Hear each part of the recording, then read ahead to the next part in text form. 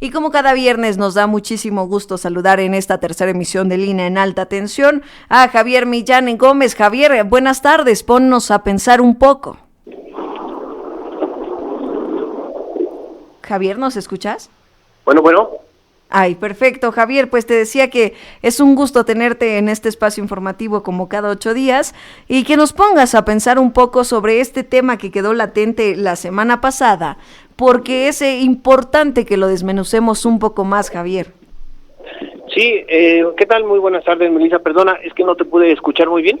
No Tengo pasa un poquito nada, aquí Javier. de ruido en mi alrededor. Y ahora pues iniciamos un poco antes. No pasa nada, creo que está perfecto porque así podremos quedarnos pensando un poco más al respecto de lo que tú nos vas a hablar, que es sobre la lógica del absurdo.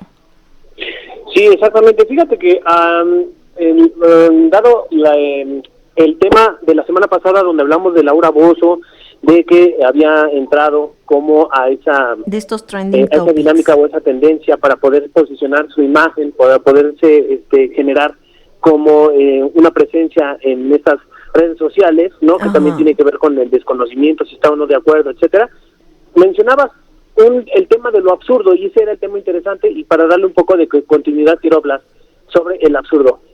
Aristóteles en la retórica tiene un concepto que se llama reductum ad absurdum, que significa la reducción a lo absurdo, y eso implica que las causas y las consecuencias no tienen una fuerte relación.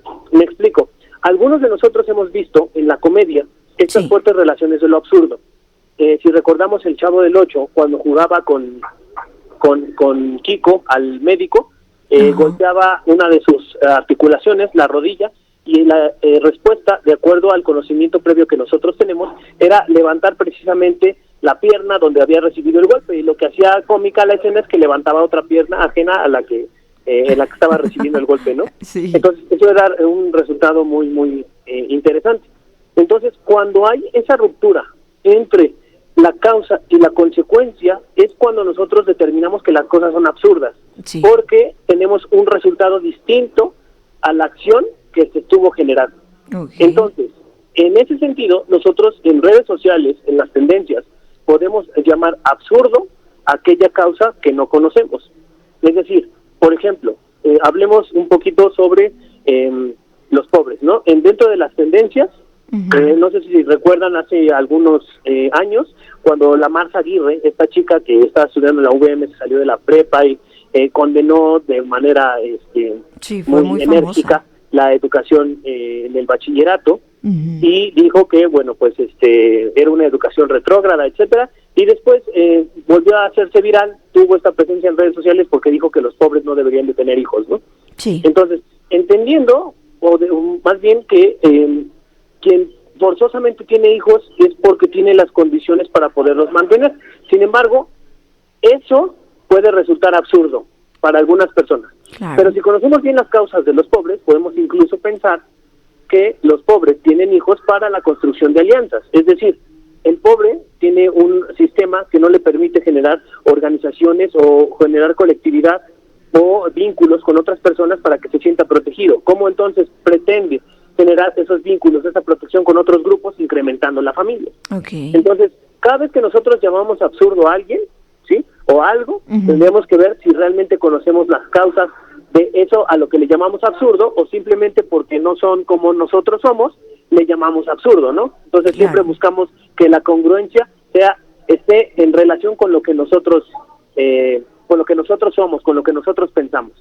Y que está muy vinculado, Javier, también con este concepto aristotélico de la argumentación y las falacias, donde decir, por ejemplo, en este mismo planteamiento que tú haces, que el pobre es pobre porque quiere.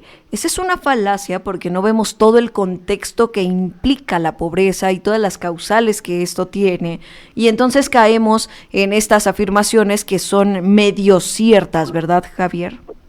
Exactamente, y fíjate que hay otro elemento importante que tiene que ver cómo nosotros vamos construyendo un significado de verdad, y es a partir de que nosotros hacemos conclusiones apresuradas cuando vemos algo. Me explico. Supongamos que en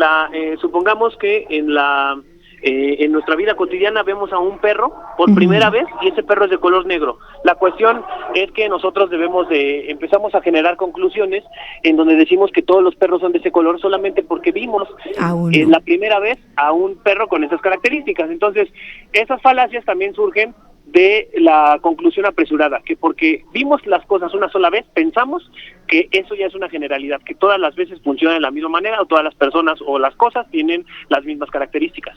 Y bien mencionas, Javier, creo que me parece que el concepto clave en esta conversación es no apresurarnos a emitir este tipo de juicios que muchas veces tienen un trasfondo más profundo. Javier Millán Gómez, gracias por habernos regalado esta conversación. Gracias a ti, Melissa. Excelente tarde a todos. Igualmente para ti, Javier.